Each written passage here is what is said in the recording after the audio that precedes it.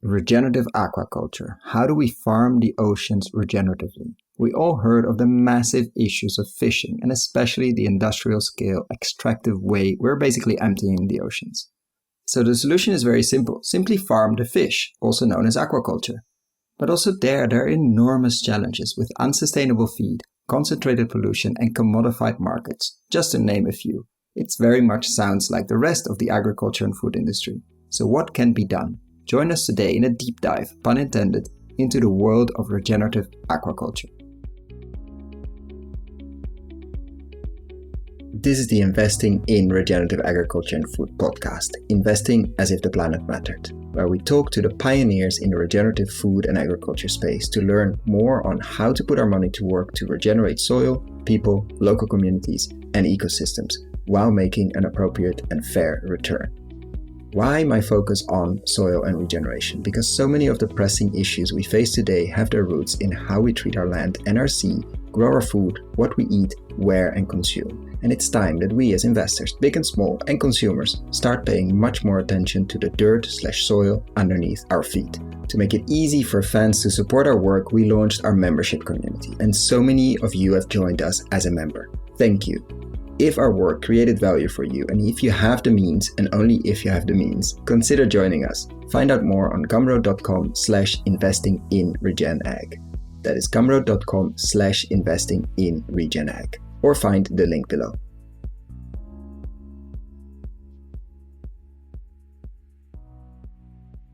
Welcome to another episode. Today a very special one where we go deep into the blue side of the planet.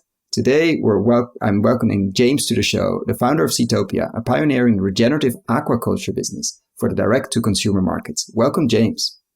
Thank you so much. It's such a pleasure to be here and be part of this conversation.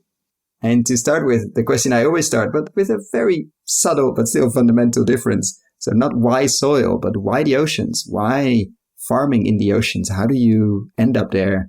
As many people in the farming industry can say, I grew up on a farm, then I went away and I came back, etc. But the chances you grew up on an ocean farm are very small. So I'm going to guess here that wasn't the reason you ended up here. Like, how did you ended up caring so much about the oceans and working in with them so much?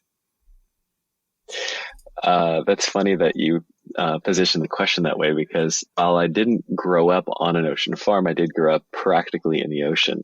And I guess that has shaped a lot of my direction in life. My father was a lifeguard, so I grew up just at the beach every single day. My mother worked at SeaWorld at the time, so I was, fascinated by the aquariums, and I really wanted to be involved in oceanography, marine biology, and particularly the big mammals. The cetaceans were so interesting to me. So I started volunteering at an aquarium as an adolescent, where they had this was a really unique aquarium on a estuary, on a wetland that used to have a healthy population of steelhead. And so in this aquarium, they had a demonstration rehabilitation project where they're actually breeding steelhead and showing how these steelhead would go from freshwater to saltwater and back and forth. And the principles of breeding fish for rehabilitation first introduced me to the principles of aquaculture, and I guess fast forward many years later, I was able to get more directly involved with aquaculture. So yeah, I got involved with it, I guess, because of a bit of nurture and my fortunate, being born in a family that was connected to the ocean. But I think we're all born kind of in that space, even if as long as we're on the blue planet, we should be thinking about, how can we efficiently work with the blue planet? Because whether it's farming the ocean or in freshwater, there's a lot more water on this planet than there is land. So how do we work with that efficiently? So you basically were born in the ocean, but then still the step from going there, I mean, there were many different routes you could take. You could become, a professional surfer or an activist really caring about the oceans. You could really focus on plant-based fish food. You could focus fish food, not meal. You could focus on many things on the pollution side of things, but you decided to focus on the food side and take quite a, I would really say, neglected route. Like, how do we get regenerative aquaculture, those two words together? We don't hear very often. For sure, I'm getting emails now, but we don't hear it very often. Well, we should. Like, what was that trigger to regenerative aquaculture? What triggered you into the food side of things and starting to answer, or at least ask, many, many very complicated questions in the aquaculture sector? I'm in a contrarian space, I would say, because most people believe hook, line, and sinker, this romanticized story of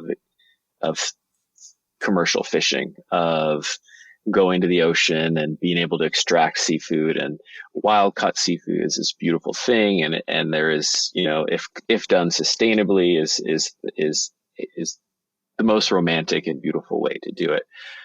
But when I was studying ecology and marine biology, textbooks are talking early about the potential of aquaculture done right to create healthy seafood in a controlled environment where you control the feed and you control the exposure to or to toxins.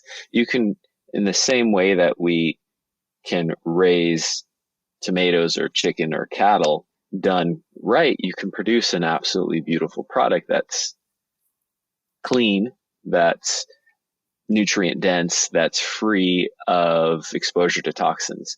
And the principles of aquaculture have been there from the beginning. But, I guess I'm just kind of an optimist, and reading about the principles of aquaculture very early on didn't end up aligning with my, with the reality. So if you, as a consumer, are looking for sustainable farm-raised seafood, it's kind of a murky, confusing place. So I remember at one point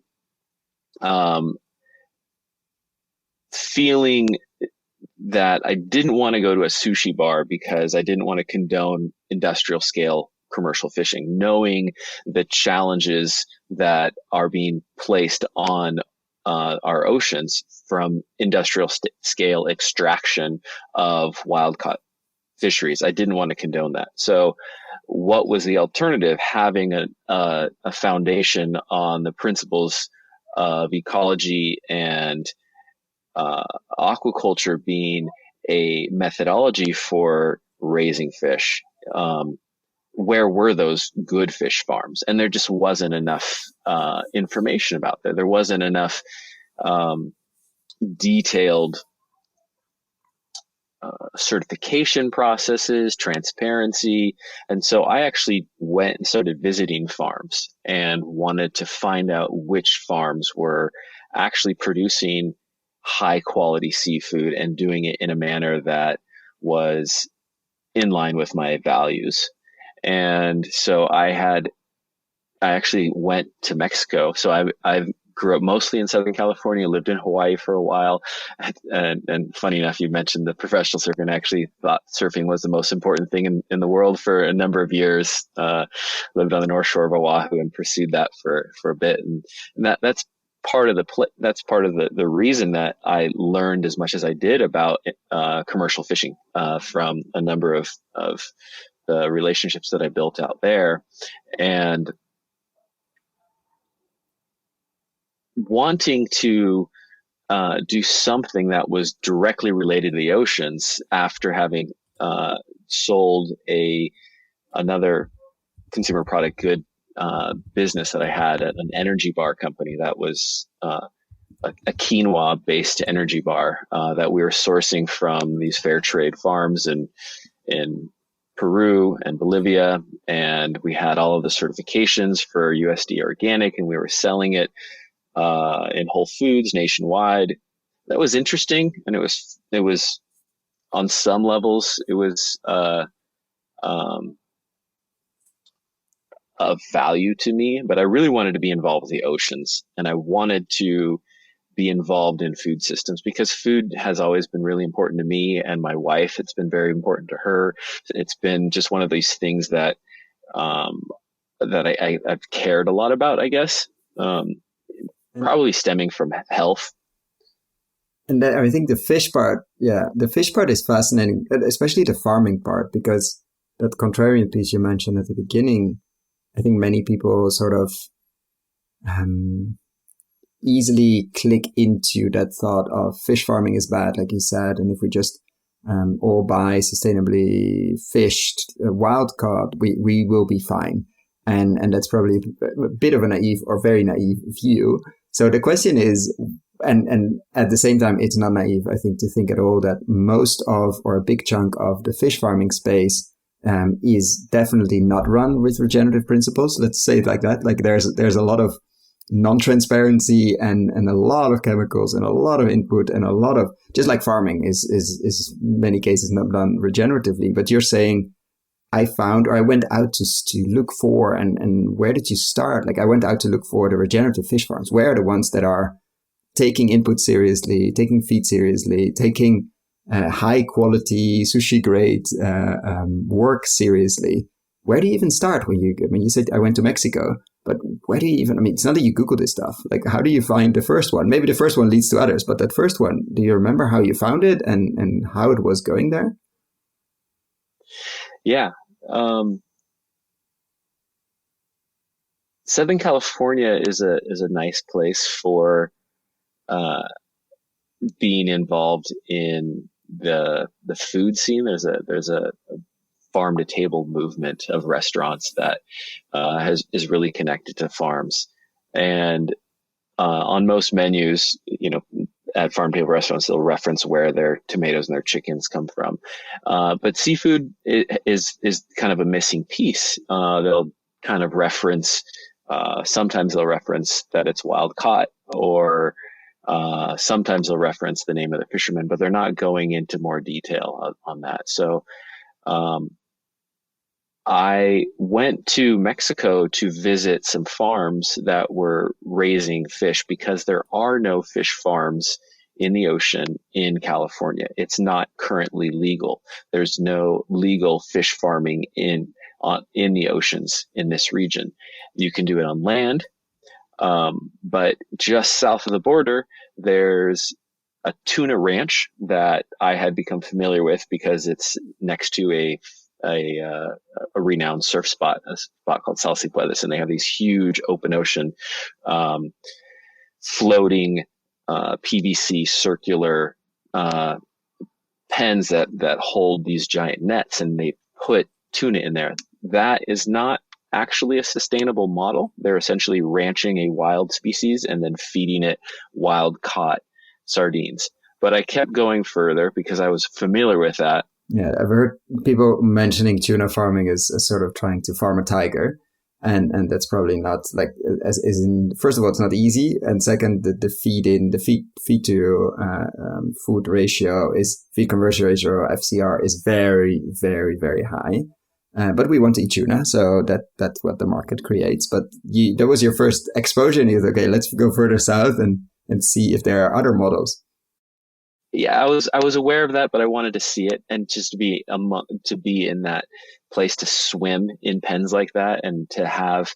How is that? Like, what's just to give people? I mean, we're on audio, obviously, but a visual clue or a journey. Like, you go into a pen like that. First of all, how big are the pens, and then how many fishes, more or less, because I don't think they're exact numbers. Like, how many are there in it? Like, what is the size we need to have in our mind as we're listening to this? 40 meters across. Wow. Could be the and similar depth. So, I mean, one of the most beautiful things about farming in the ocean is the potential for three-dimensional space. In terrestrial farming, you're farming on land and you have limited resources. But when you're farming in the ocean, you have depth, right? So the volume inside of that pen is actually quite significant. You can have a lot of creatures in there. Yeah. The biomass is massive.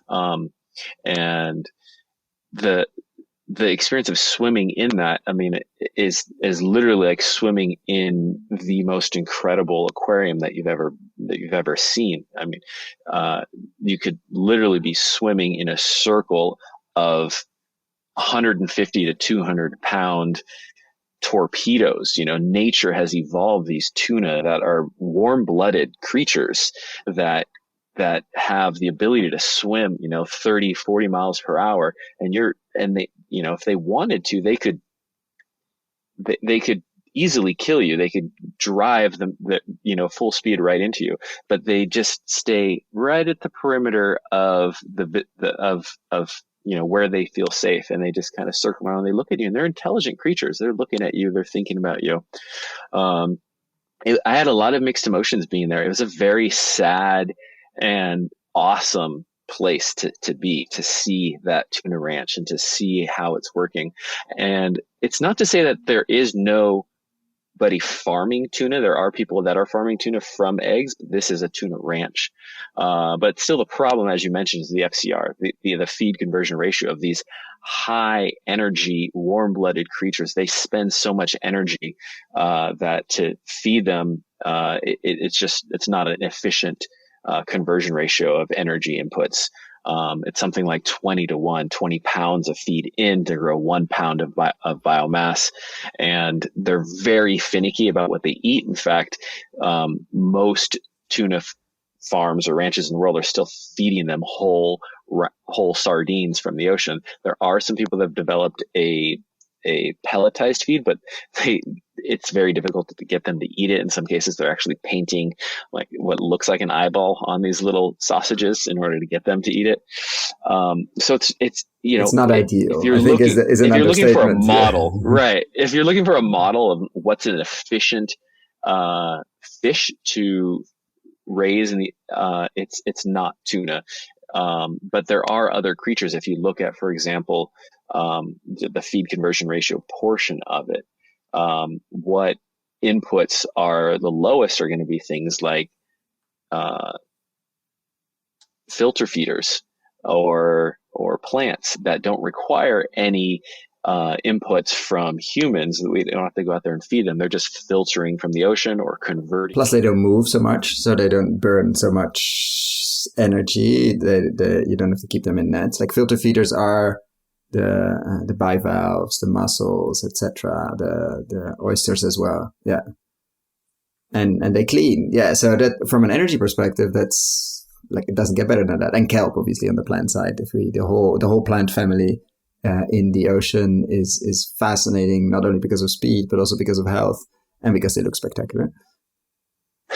And then there's some unappreciated ones like sea cucumbers that are, they're going to be on the bottom, that are going to be cleaning the sand. So you have an integrated multi-trophic aquaculture system, or IMTA, which is essentially a permaculture model in the ocean. You have a symbiotic relationship between your filter feeders, your crustaceans, your kelps, your sea vegetables, and your fish. So what are the members of that ecosystem that you want to cohabitat your concession or your farm? So as I kept going further south, I was able to find a handful of other farms in Mexico. There's actually quite a bit of aquaculture. Mexico's, in some ways, I would say, more advanced in aquaculture than the United States, primarily because Mexico already sold a lot of its fishing rights to the Chinese and kind of is on the pendulum swing of trying to figure out how to create a sustainable financial model for fisheries in Mexico, because they went from having beautiful, healthy fishing culture and economies to selling off a lot of their resources, having it being overfished, and then having local communities now dependent on subsidies. So they're now investing quite a bit in aquaculture, some good, some not so good, but they're definitely evolving, I would say, more rapidly even than parts of the United States. And did you find one of those integrated, which sounds perfect on paper, obviously? You have the 3D space, you have the plants, you have the bivalves, the crustaceans that clean, you have the sea cucumbers, and you have the fish. But is that being done I wouldn't say at scale, but it hasn't been done like in practice at a commercial scale yet, because I think for many people, even this word of the multi-species, the integration of multi-species is new. Like, did you find things there that were like, wow, okay, I didn't know this existed, as sort of the complete opposite to the ranching wild tigers in the tuna farm? So at commercial scale, there's not anyone doing it with an integrated multi-trophic site in Mexico, but there's a lot. All the components are there. So there's people doing kelp. There's algae. There's mussels. There's scallops. There's oysters. There's striped bass, there's kampachi. So different species of finfish are going to have a very different feed conversion ratio. So for example, kampachi or Sediolo rebelliana, which is a type of yellowtail, has a feed conversion ratio closer to 1-to-1 or even lower depending on the feed components. So I ended up spending a number of years working with this kampachi farm in the Sea of Cortez, which is the southern tip of the Baja Peninsula on the eastern side there, where they're raising this kampachi, which is essentially an almacojac or Seriola rebelliana, that grows at a very efficient rate and can be adapted to eating a feed that is a much more sustainable. So an algae-based feed that can be grown regeneratively can be a high feed component for the omega-3s, the oils, and the proteins that it needs. Combining that with either land-based proteins, it could be a variety of different sources. It really has the ability to create a sustainable feed for a fish that grows very efficiently. And then as long as that, even if it isn't monoculture in this case, done at low density in a well-sited location, I think is a very important part of creating a healthy food system. So this farm, for example, does low density farming, is sited in an area that is far from industrial pollutants, deep water, tons of current. In fact, twice a day of the amount of tide that flushes through this, you have sometimes 2 to 3 knots of current flowing through this, which is important to keep things flowing, like the manure basically of the fish, to keep it flowing out, making sure disease and pathogens don't get a chance. It's better to be exactly diluting it with a lot of seawater twice a day than being in a closed environment, unless then you need to start super important. But then do you get to that health piece you mentioned? Because that's what then everybody says, yeah, of course you can feed it with a lot of different things. You can feed it with plants. I mean, there are fish that eat everything, but then it doesn't get to that healthy omega-6, omega-3 ratio fish that we're looking for, because we're looking for the omega-3s. And then everybody said, yeah, but then it's better to go to wild. What do you say to people? I mean, you get this question for sure all the time. How do you answer the health question of farmed very, very well versus wild that we have no clue where it comes from? It just depends on the feed, right? So the evolution of feed in aquaculture kind of follow the trajectory of, first, let's feed them exactly what they eat in the wild, which is sardines, anchovies, anchovetas, mackerel. But there's a finite resource in the ocean. The underlying issue is there's a finite resource, and the gross production of wild-caught seafood has plateaued. There's not we're not going to find a new well of fish in the ocean. We've plateaued already, so we can't keep extracting. And it probably is going down, because in many places it's collapsing, and we can wait for the moment we cannot keep throwing sardines into a tuna pen. Yeah. No. And we should probably eat the sardines directly if we end up doing that anyway. There's that really weird eat lower on the food chain thing. So that's the first phase. And then the second phase is, okay, we replace it with something else. Let's replace it with soy, etc., to fatten the fish. Exactly. So it evolved from, okay, let's mitigate the pressure on the bait fish and give them land-based proteins like the soys and the corns. And then that had a direct effect on the omega-3, omega-6 levels, because again, fish don't produce omega-3s. With a rare exception, there is only a handful of fish in the entire world that produce their own omega-3s. It comes from the feed. So if you're feeding them whole fish, they're getting their omega-3s. In fact, in the early days of farming, there was a lot of studies done that quantified even higher levels of omega-3s in farm fish than you saw in wild caught fish, because they were just they're getting such a healthy diet. But you're extracting a lot of these resources in order to feed them. Not that wild fish don't also eat the same amount, if not more, because they're expending more energy. But regardless, if you're going to scale aquaculture to feed the world, how do we do it efficiently? So transitioning from anchovetas or bait fish to land-based resources, but then like soy and corn, but then how do you evolve the omega-3, omega-6 and protein resources? The underlying source, the original source of omega-3s, comes from algae. So an algae-based feed is going to provide the actual omega-3 content that the fish needs. So growing different types of algae, microalgae, to be used in feed is something that is currently evolving. There's a lot of investment actually happening in the production, the commercial and industrial scale production of different types of microalgae for aquaculture and other industries, because you can now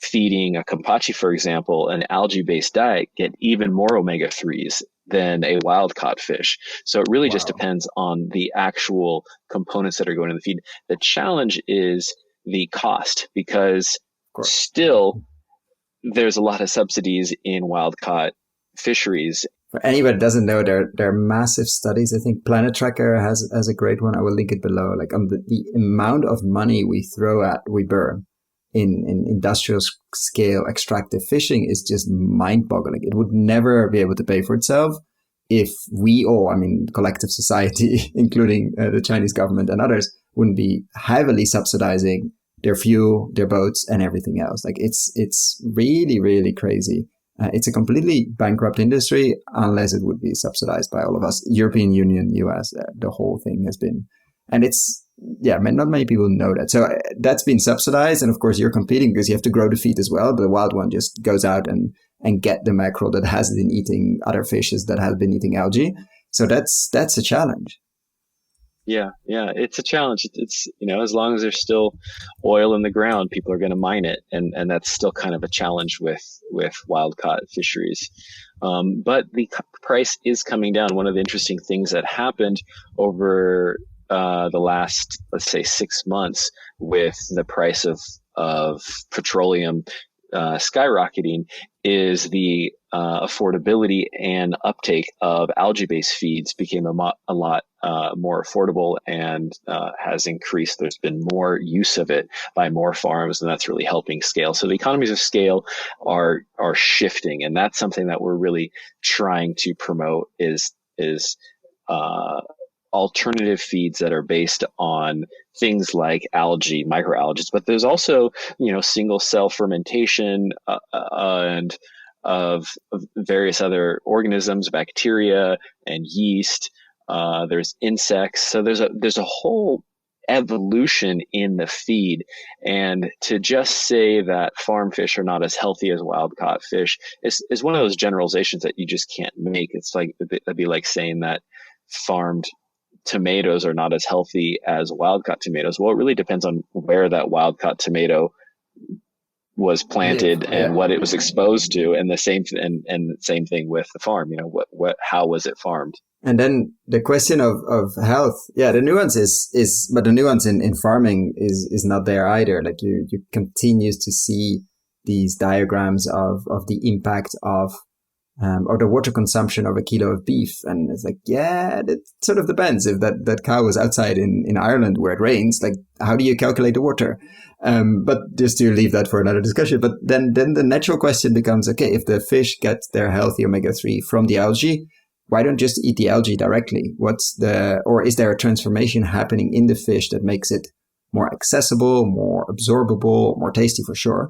But what's the reason to have to sort of introduce that extra step? It could be a cultural thing. Could be we just don't eat algae, or it will take a while, and we are eating fish, so let's use it as almost a vehicle. But what's your what's your answer? I'm asking the very obvious questions. Like later we're getting to the investment side of things, but like what's the reason to use the fish as a vehicle for the omega-3? I think it's mostly just culture. I mean, I personally put a little bit of spirulina in my water, and I take a couple of chlorella tablets, but it's not that delicious. It's going to take quite a lot of work to make that more attractive for consumers to eat. The conversion of that into fish creates ancillary benefits as well. So I think that if we're in this space of trying to create healthy food systems where we're raising, commercially producing algae to feed fish and shrimp and mussels and the whole myriad of other species that can work together and create healthy ecosystems. It also has the ancillary benefit to the environment, right? So the environmental services provided by a well-sited, integrated multi-trophic aquaculture or permaculture in the ocean benefits not just the end consumer that's eating it, also benefits the environment because it's cleaning the environment. It's creating a habitat for other wild and natural species, and it's creating jobs and economies. So I think that there's that multiplier effect when you create healthy food systems. Because that's, I think, the big piece here, like to regenerate. I think we easily forget how, just as we forget on land, honestly, how degraded the land is and how degraded the oceans are, like how abundant they used to be. If you hear, like not even so long ago, I think 100 plus years, like how many fish there were in the Mediterranean or how many fish there were, or like the kelp forest in California, like the stories are there. Maybe they're a bit exaggerated, but even if they're half or 20% of what they wrote, it's must have been an extraordinary abundance of life. So there's a very strong argument that you just made, like how to restore that while producing an economic outcome or while producing food that is being sold and bought and eaten, etc. And so that piece of regeneration, I think, is often forgotten in, okay, well, let's just get some algae pills, because that's just not going to regenerate anything except for maybe part of your body. So after working a couple of years with that fish farm that was doing the right things and pushing on that, like what made you set up Seatopia? Like why was that a natural next step? It was a vision for the scalability of the distribution and transparent communication. So initially I was bringing these fish to farm to table restaurants throughout Southern California. How difficult was it to sell it? It was very easy because why? The quality of the fish was so much better than the current system. So the seafood supply chain is really built on the concept of moving a highly perishable commodity as quickly as possible. And that's generally done through multiple layers of resellers, master importers, and distributors, and smaller distributors, and just moving these commodities through these buckets. And it's quite difficult with highly perishable items, especially when you're talking about wild caught seafood that sometimes is caught in unpredictable quantities. So, for example, if a purse seining boat comes across a breeding aggregation or spawning event and catches a massive breeding aggregation, could be multiple schools coming together and catches an enormous quantity of pollock or cod or whatever, brings it to market, it kind of floods the market with all this product. This fresh, perishable product needs to move efficiently throughout the market. So what tends to happen is product doesn't have traceability because it's moving through so many hands and being put into these generalized buckets where if there's not a market for this product, they sometimes are just going to rename it something else and just move it. There's a lot of studies that have quantified the fish you get on your plate is not the fish that's on the menu. Yeah, that's it's a very high number. I think it's in the high 40s or even more. Like it's quite like 1 in 2 or probably more of the fish you order is actually not the fish you order. Yeah, which is understandable in a commodity focused market that's just focused on shipping it as fast as possible to plates and because you lose the quality. So it was easy to sell because you could very predictably get it to them, obviously, because it's not that far. And the slaughter schedule, let's say, because the harvest schedule, because when the fish are ready. And I'm imagining the taste and quality was just very stable and off the chart. Yeah, the quality was just much better than anything that was available anywhere else, especially on a sort of consistent basis. And then to boot, we were bringing chefs to the farm.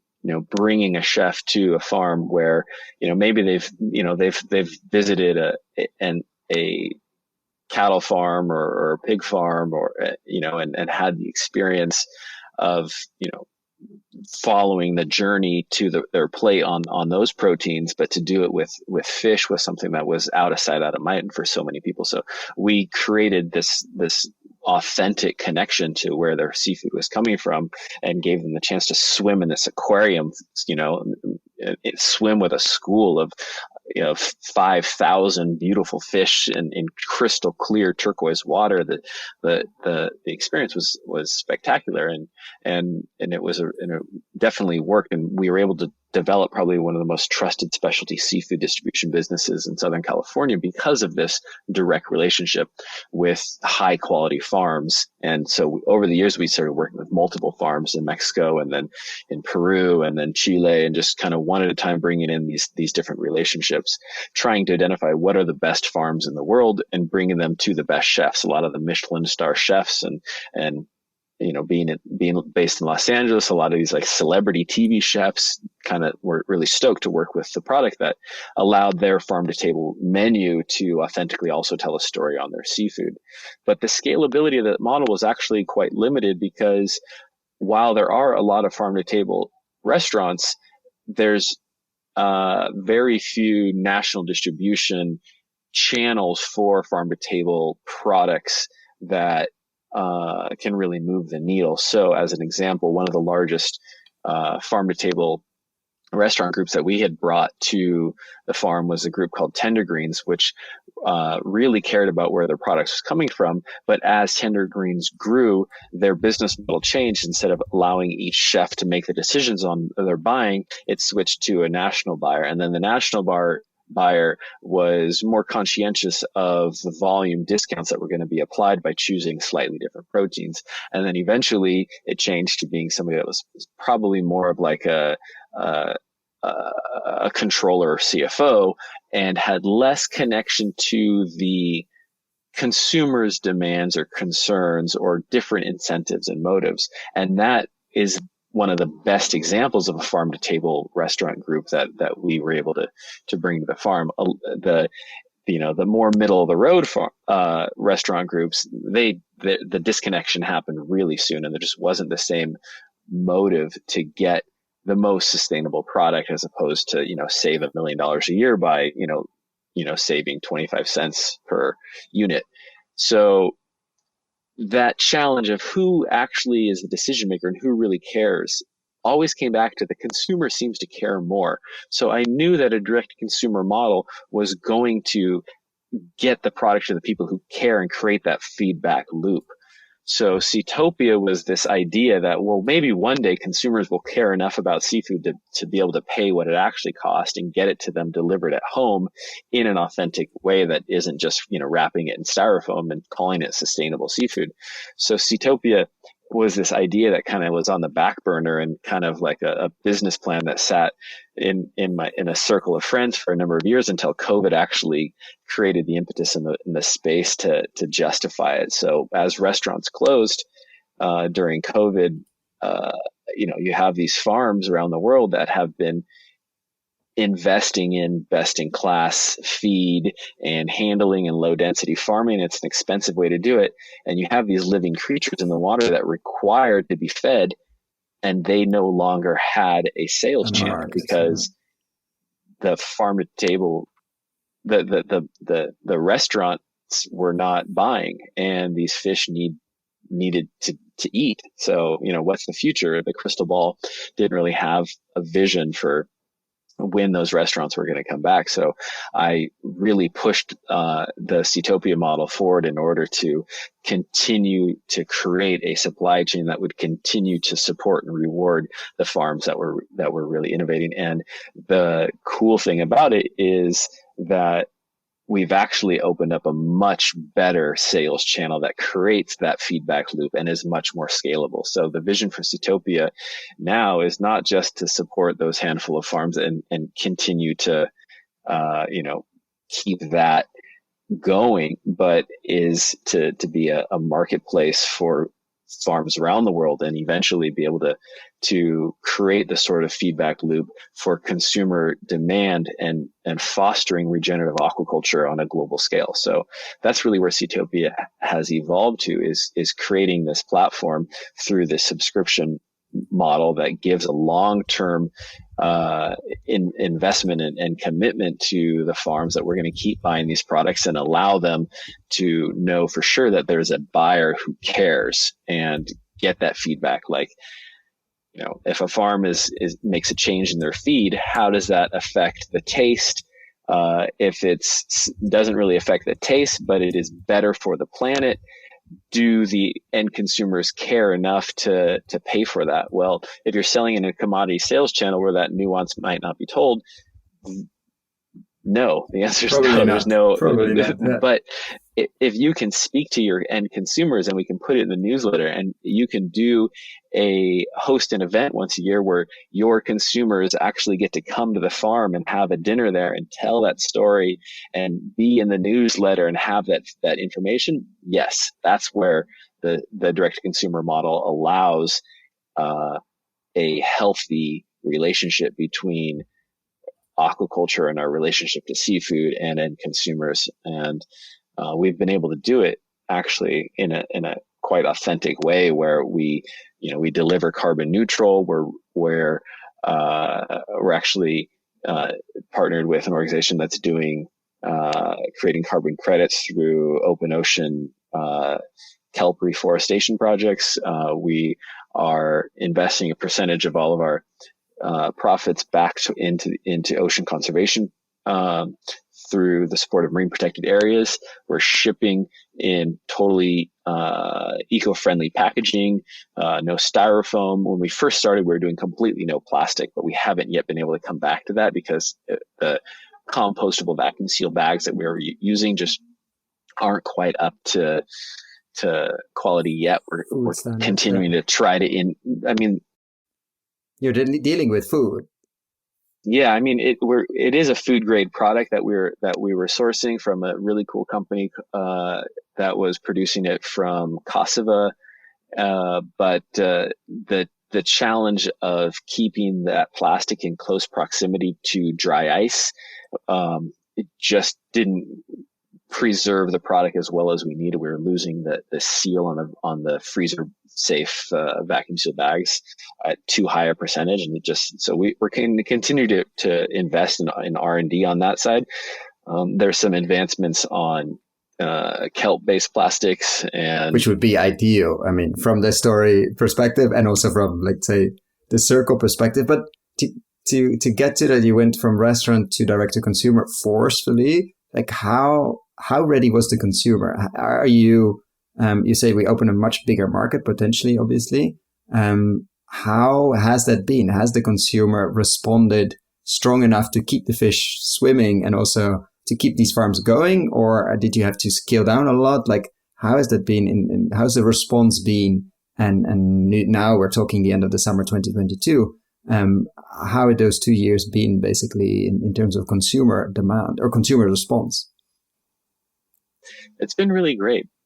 It's been overwhelmingly good. We haven't done any advertising, and it's just continued to grow, mostly word of mouth. The biggest challenges are the logistics Of of course. product. So, we all know those challenges, but the model of working scaling a CSA is really what we're doing. So who are the farms that have good relationships with processors or in close proximity to international supply chains? We can put it onto a container and ship it, and getting it into a port that's not backlogged. Those are the biggest challenges for us, right?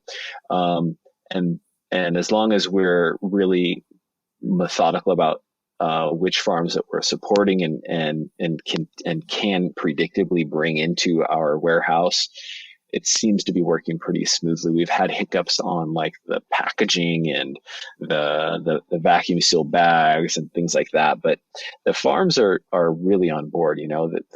There's not another market out there that is providing the sort of feedback loops. You have like the Whole Foods of the world's, and I would say that they're pushing the envelope, but we're trying to be the forefront. We're trying to really be the thought leaders and create the most demand. So, for example, we take a sample from every lot that we receive and send it to a laboratory that quantifies to the parts per billion the presence of heavy metals. And we publish transparently the certificate of analysis and the mercury levels on our fish. And we're doing that because it gives us information about whether there was a change in the feed.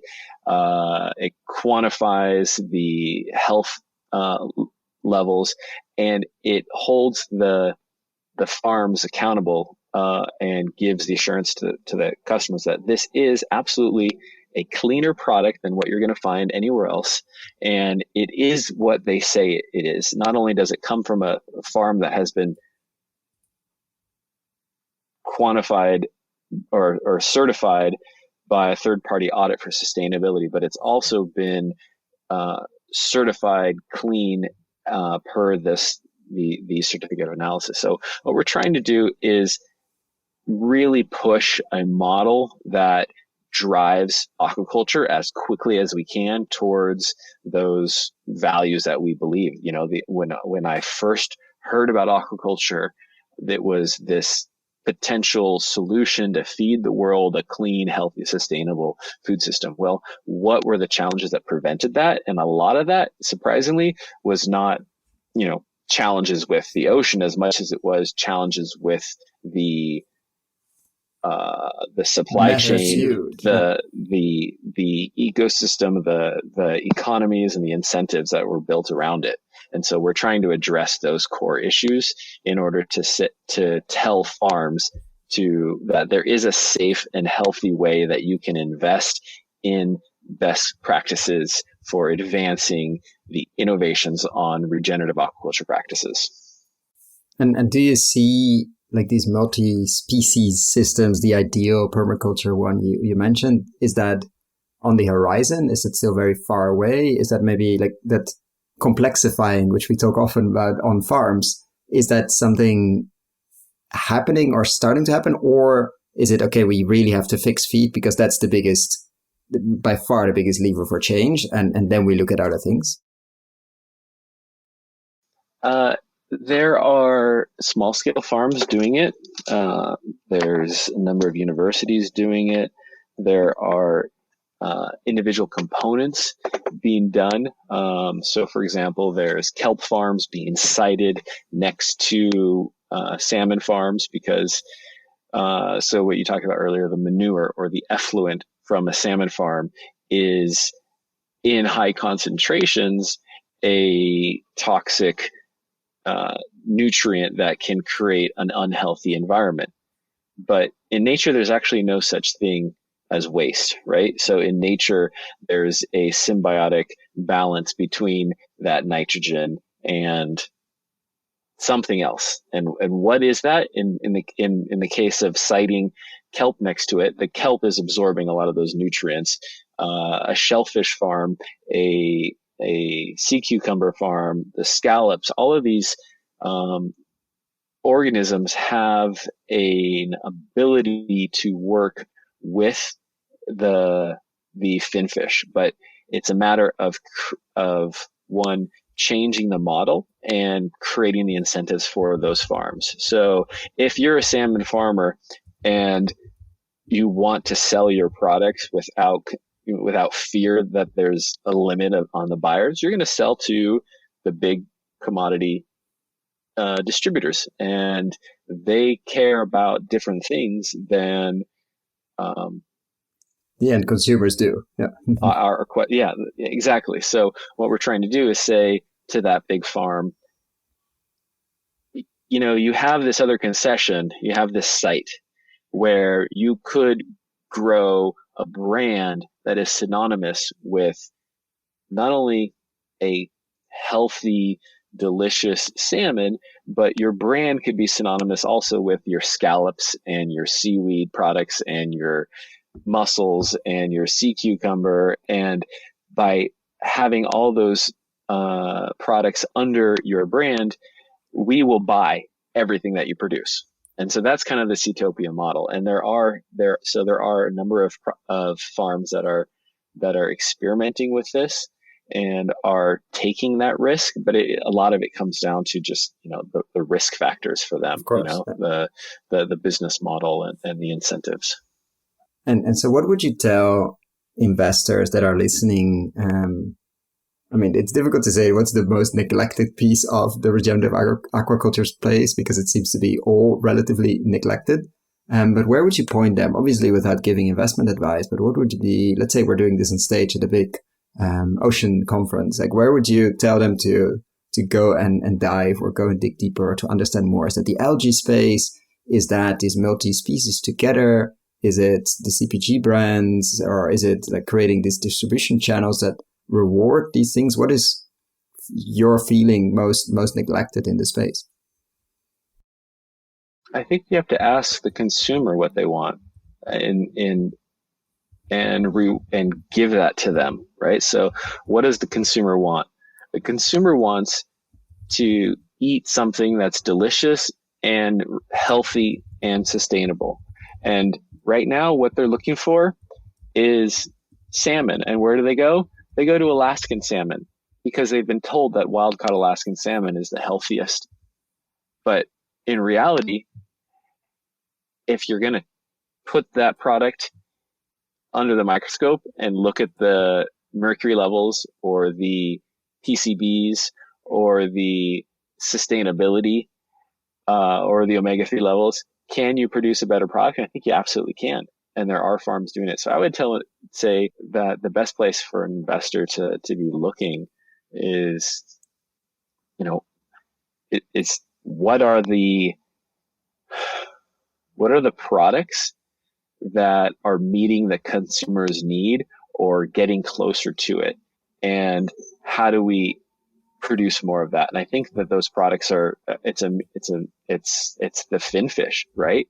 So what's limiting finfish is feed components, and not that it's not being done, but the unit economics aren't quite there yet, so how do we bring more scale to that?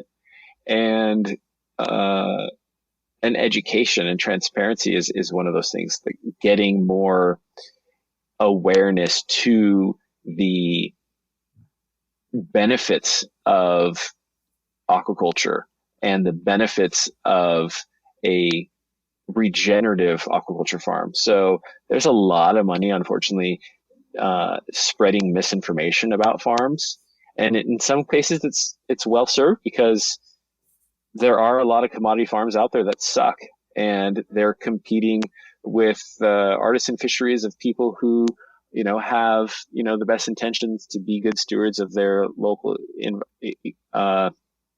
waters, but not all. But it's doing a disservice to the advancement of aquaculture, right? So I guess I don't know if I answered your question, because I don't have a clear answer other than, what we've been doing with Seatopia is really just focus on building a market that's going to create those incentives for the farms and components within that are supporting those farms. I believe that that's where I've put my energy, because I felt like the biggest problem was the delivery, the transparency, the feedback loops. And so to flip the question, because actually you give a very clear answer, but it is different if you're on that other side. So let's say you are managing $1 billion and you had to put it to work. I'm assuming it's going to be in regenerative aquaculture. I'm asking this question not because I want to know a dollar amount, but I want to know, what would you prioritize? Where would you spend most of your energy, in this case, quite significant resources? If I were in charge of $1 billion fund with a traditional, let's say, 10-year investment structure, I would look at innovations around aquaculture technologies, monitoring, testing, cleaning. Also look at supply chain logistics, like transportation and traceability, enabling software, hardware, packaging that extends shelf life, reduces environmental footprint, and direct consumer supply chains like Seatopia that connect farms directly to consumers and create this direct feedback loop. Perhaps I'd also look at some mid to late stage investment opportunities with established farms or feed manufacturers. But realistically, I would prefer to manage maybe more like an evergreen fund with a structure that can focus on the long-term capital appreciation without time barriers, one that meshes well with entrepreneurs looking to grow their businesses sustainably and truly foster regenerative aquaculture. In that case, I would look at investments across the supply chain to drive real change in the dynamic of our relationship with the oceans, with an investment thesis for creating a true Seatopia on the blue planet. As such, I would be incentivized to invest in innovative feeds, in innovative aquaculture farms, advancing IMTA and RAS, aquaponics and urban farming, into retail brands, into processing facilities, into packaging that extends the shelf life, reduces waste, creates those circular economics, into the distribution, a global network of distribution hubs, education. There's a ton of investment that needs to be done in education and testing and traceability. We need more testing, not only in aquaculture, but in wild caught products to create the right incentives. And in general management of our resources. So how would that allocation look? I'd probably putting a lot into those innovative feeds to help bring economies of scale to sustainable feeds produced from microalgae and bacteria, insects, yeasts, and even invasive species. Maybe, let's say, 15% allocation just in feed. Farms are really important, though. We need to be developing more innovative farms and really helping bring IMTA, RAS, aquaponics, and urban farming closer to the distribution centers. So, probably upwards of 40% of that would go towards shrimp farms and salmon farms. Sable fish would probably be a little bit lower. Seriola, Riviana, Quintiana, Lalandi, all of the jacks, the yellowtails, sea breams, the snapper, the chimidae, the sea bass, scallops are really important. We need more scallop farms. The lantern, basket scallops farms, oyster farms, kelp farms, seaweed farms, sea cucumbers, as we've mentioned, urchins, lobster, crab, lumpfish, barramundi, and other underappreciated herbivores, and even maybe something like sardines. So there's a lot of innovation that needs to happen on the farm. So that would probably be a big portion of that investment. But retail brands is also super important. Probably, let's say 15% would be invested into retail brands to bring these products center to the plate to reduce waste. And part of that would also, we would need advancements on processing. I would probably be investing in processing facilities that can make more innovative products from the offal, from the livers, from the hearts. Making bone broths, seafood bone broths, I think would be a really amazing product line. More smoked products, more jerkies, more pet foods, just to reduce waste and to increase profit margins across the supply chain. But then, if we were looking at packaging, that would be probably a minority investment in innovations on compostable bags and compostable insulations. There's some very innovative projects coming up with algae and mushroom and fish scales to produce these sort of products, these insulations, these packagings. But distribution is really important. The cold chain distribution, logistics, having a chain of distribution centers across the United States and across the world innovation on AI assisted distribution, the last mile cold chain distribution is super important. It hasn't yet been defined who's going to be the Amazon of cold chain distribution. A lot of these, let's say, archaic cold chain warehouses haven't yet embraced innovations. Definitely not to assist that last mile on the direct to consumer side. I'd love to see a lot more investment there. And I would probably put a pretty significant investment there, maybe 10% of our allocation. But education is going to drive a lot of this. Not as expensive, but it is exceptionally valuable. I think investments in documentary films, like The Biggest Little Farm, was such a powerful farm for education around permaculture and regenerative farming on land. We need The Biggest Little Farm story for aquaculture.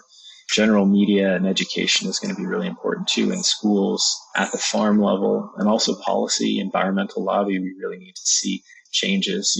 The National Oceanic and Atmospheric organization, NOAA, has really been trying to push aquaculture, but has continued to affront this pushback from environmental groups. And we need to have more education and lobby to help bring properly sited, properly managed aquaculture closer to the markets. The U.S. is still importing way more seafood than it should. And traceability and testing, I think that's going to help drive change across the industry with, heavy metal testing, toxicity testing, nutritional testing, the validation of those omega-3 levels versus omega-6 levels on labeling on every single seafood product, traceability across the cold chain and fair trade certifications and certified sustainable certifications. We need a lot more of that. And I'm not just talking about within aquaculture. I'd like to see these sort of testings and certifications across wild-caught seafood. I think that'll really help drive change. So, yeah, hopefully that outlines a bit of my vision for how I'd invest $1 billion, because there is a enormous market in seafood and change needs to happen. But we need a sort of long-term vision on how to align our relationship to really create that Seatopia. I think it's a perfect way to end this conversation. I want to thank you so much, James, for your time and for sharing. And I hope it's not the last time, first of all, we talk, but also where we look into regenerative aquaculture, regenerative ocean farming, because it's a very neglected, at least on our podcast for sure, space. And it's such an important one, and such a potential one, not only because the potential in terms of changes in practices, but the potential in terms of space. Obviously, there's a lot of water, but also the potential simply in terms of biology, simply in terms of feed to food ratios, in terms of the quantity of biomass you can grow in 3D. I mean, the opportunities are truly magnificent. So I want to thank you for putting a spotlight on that today and for all the work you do. My pleasure. Thank you so much. I hope that I was able to articulate something of value to your audience. I feel like we kind of wandered all over, but at the end of the day, there's just so much nuance and so much story to be told. I appreciate you creating a forum for people to be asking these questions and learn a bit more. And I hope that we can continue this conversation. Thank you. Thank you so much for listening all the way till the end. For the show notes and links discussed, check out our website, investinginregenerativeagriculture.com/post. Thank you so much for listening all the way to the end. For the show notes and links we discussed in this episode, check out our website, investinginregenerativeagriculture.com/posts. If you like this episode, why not share it with a friend or give us a rating on Apple Podcasts? That really helps. Thanks again, and see you next time.